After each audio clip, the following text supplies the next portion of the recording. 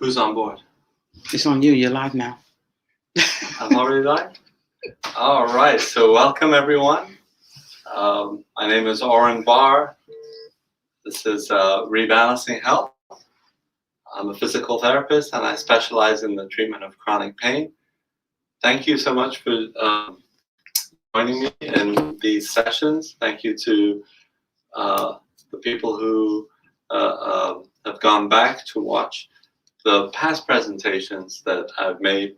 And today what we're going to do is again focus on things that you can do for the central nervous system, for the autonomic nervous system, that will really accentuate the way that the things that I do here in terms of a background,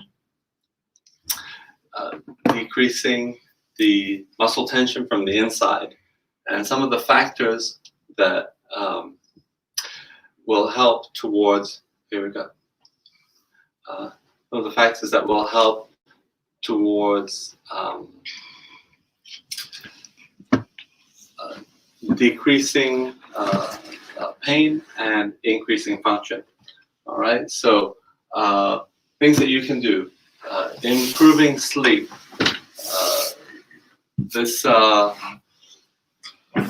it seems obvious, but for so many Americans, we just don't do it. Getting enough sleep is very important, both in terms of past presentations that I've made, balancing out the nervous system, but also in terms of healing. For children, during sleep, they produce growth hormone, which is what helps children grow. Adults produce growth hormone as well. After about 4.5 to 5 hours of continuous sleep. The growth hormone in adults is not for growing, but it's for healing and repair, which is why it's important to try to get those 5-6 hours in a row without waking up. Of course, it's a vicious cycle because for a lot of patients in chronic pain, the pain is what wakes them up and interrupts that continuous sleep. But like I say, there are factors that are under your control that help to improve pain. So it's number one is a bedtime routine. Having a regular time that you go to sleep is actually helpful. It kind of sets the tone for the body. And limiting caffeine. Remember, caffeine has a certain half-life. I can't remember how many hours it is, but if you have caffeine even in the afternoon, you still have a certain amount at night. So have a cutoff time for the caffeine, and no clocks that can be seen in the dark. We tend to do that. We may be just turning over at night, and there's an illuminated clock, and we want to look at the time to see what the time is. A lot of my patients tell me, I woke up at 2, then I woke up at 3:30, then I woke up at 4:45. Well, how do you know that? Because they kept looking at the clock. By looking at the clock, you're already activating the brain, because you have to understand what you're looking at, give it meaning, figure out how many hours of sleep you have left and all that. You're actually preventing a system where you could have just turned over and gone right back to sleep, but now you've alerted yourself and you're up for a lot longer. Minimal lighting in the room, that's important, but it's also important to limit the lighting before going to sleep as well. Our melatonin system works, we think of melatonin as a sleeping pill, like a supplement to help us go to sleep. Well, the basis of the melatonin system is that when in the absence of light, the body starts producing melatonin. And as it's producing melatonin, let's say at 7 o'clock at night or 8 o'clock at night, we are no longer exposed to any bright light. Well, then our melatonin production can begin, and it'll slowly rise up until it gets to a certain peak, maybe at 10 o'clock or something like that. And then it signals for the body to go into sleep. It's not really a sleeping pill. It's just a signaling to the body to begin that phase. And then it sets off a series of other things that happen during the night in terms of our hormones.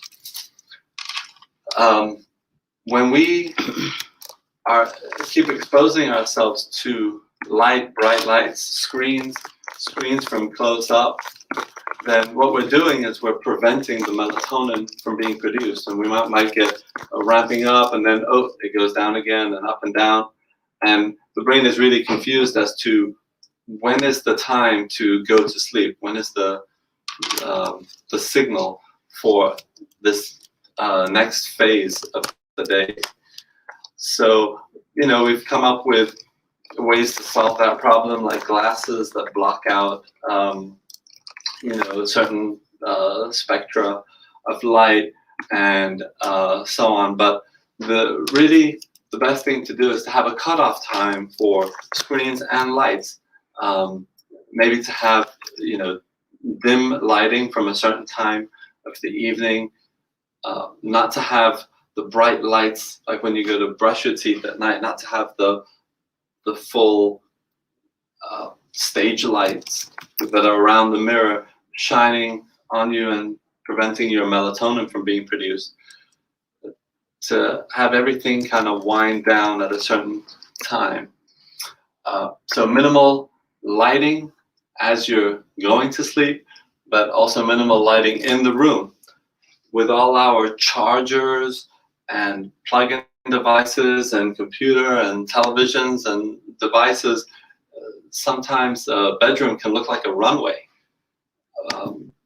All these lights going on and the illuminated clock, all those need to go off. And for things that you can't turn the little light off, just put some tape over it so that it doesn't shine at night. It doesn't distract you. Tomorrow's to-do list. This is a very common pattern. A lot of us do it.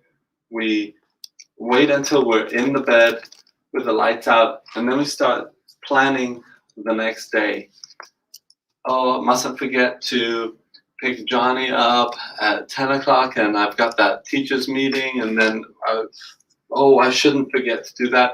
We're setting off a thinking pathway and actually alerting our system to all kinds of things that we mustn't forget. And this is counterproductive. It's activating a part of the brain called the amygdala, and it's counterproductive to sleeping. A good way to get around that is to do a physical list. Just write down a list of things to do, or you can do it on the phone. A list of things to do the next day, an hour or so before going to sleep, and then putting the list away. You don't need to think about that anymore. When you get into the bed and you want to go to sleep, then all you need to do is focus on going to sleep and not on tomorrow's to-do list. And no TV to fall asleep.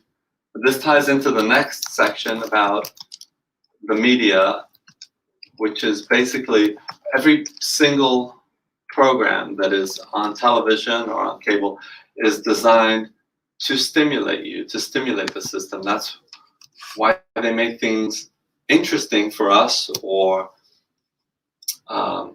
activating for our nervous system, because they want you to stay alert long enough to watch the ads. So the whole, it's counterproductive to good sleep, because we're watching all kinds of violent shows before going to sleep that can really affect our nervous system. We're watching reality shows where, very strong feelings are, where we see people in very difficult circumstances, and activates our emotional system before going to sleep. Or we're watching news, which, as everyone knows,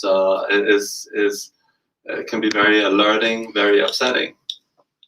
Okay, that brings us on to, so that's enough about sleep. The bottom line for sleep, because it's kind of like kids. We're kind of like kids in many respects when it comes to sleep, that we find other things to do instead of going to sleep. And we don't have the grown-up there telling us, just go to sleep. So, do it to yourself. Just go to sleep. Look at the time. Say, I'm going to go to sleep at 9 o'clock, 10 o'clock, whatever time you decide is your sleep time. And just tell yourself, go to sleep. Put away all this stuff. Don't get distracted with other stuff. Just go to sleep. Beware of the media. Repetition of news and stimulating programs. We already touched on that. This is also can be stimulating during the day. So be aware of all these activities that you're doing that are constantly alerting us. If you remember around 9/11, how we were constantly watching the same things over and over again and just re-stimulating ourselves. Avoid multitasking. If you find yourself trying to do lots of things at the same time, that's very alerting to the brain. Again, it stimulates the amygdala. We want to settle that down. Beware of constantly being alerted by technology, things beeping at us, things alarming, and so on.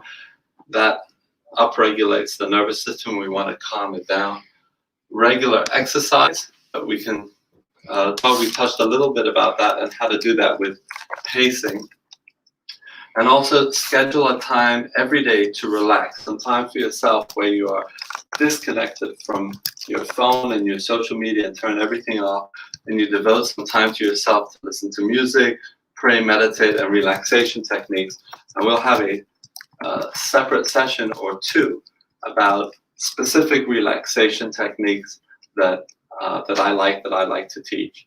So this is things that you can do, and we will keep that in mind when we go into the next few videos, which will be about things that I do that very powerful ways to affect the autonomic nervous system, to balance it out from sympathetic back to the balance point. And we'll talk about those things specifically, and then we'll add in how to do your own specific relaxation techniques that are very effective and powerful. Thank you. If you have questions, again, you can contact me directly. My cell phone number is 770-815-8512, or you can use this medium here to text questions or to email questions, and we'll get them answered for you. Thank you for listening.